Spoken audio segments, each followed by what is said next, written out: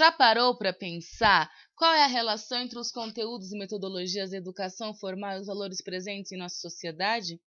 Como a sociologia e a educação se articulam? O que são políticas hegemônicas? Como o pensamento de neutralidade influenciou e influencia a educação? Para esclarecermos essas perguntas, seria interessante explanarmos sobre o nascimento da sociologia e sobre qual é a função da educação para os sociólogos clássicos. A sociologia é uma ciência nova se comparada às outras e, ao mesmo tempo, conservadora. Ela surge durante o processo de Revolução Democrática Francesa e a Revolução Industrial, na tentativa de entender os fenômenos e transformações socioeconômica e cultural desta nova fase, tendo como base os valores anteriores.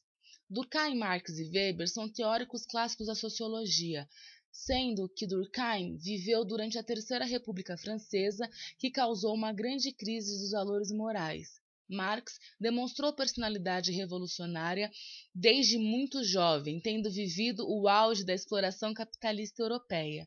Weber, por sua vez, nasceu e viveu numa Alemanha em construção, atrasada na questão industrial e de fraca burguesia.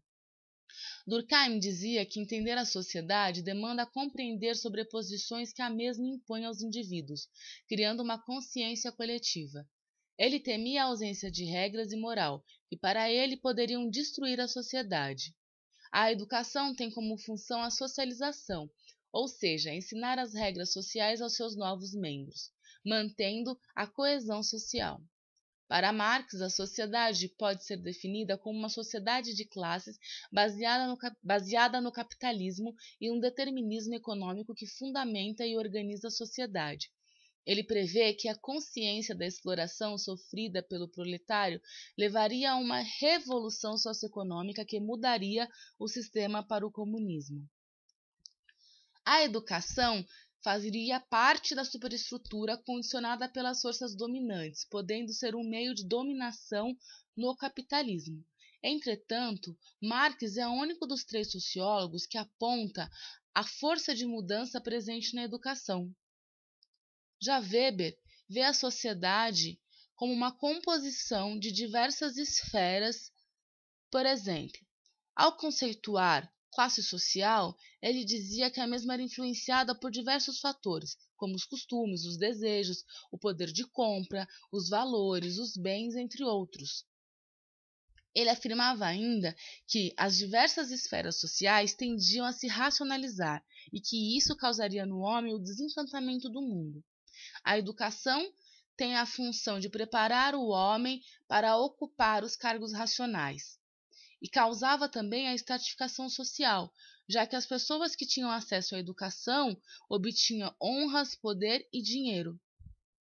De uma forma geral, podemos afirmar que a sociologia e a educação se aproximam no que diz respeito à compreensão da função da educação em relação à sociedade, sendo que nas teorias clássicas a função da educação aparece de duas maneiras. Ou elas dizem que a educação serve para manter a sociedade, ou ela rompe com a ordem imposta. E no Brasil, como se deu a construção da educação? Que tipo de valores estavam presentes nas concepções de desenvolvimento nacional? O projeto de desenvolvimento nacional circundou pelos valores do branqueamento da população brasileira, objetivando assemelhar-se à população europeia, símbolo do desenvolvimento brasileiro. Os negros eram considerados inferiores, incapazes intelectualmente de desenvolver e, portanto, um obstáculo no processo de desenvolvimento da nação. A eugenia seria uma solução na busca do branqueamento do Brasil, pois a partir da reprodução da carga genética branca, evitar-se-ia a procriação das consideradas raças inferiores. A educação surge nesse contexto como algo que pode elevar a raça. O povo que não fosse considerado superior teria sua bagagem histórica ignorada e aniquilada, perdendo por completo seu valor.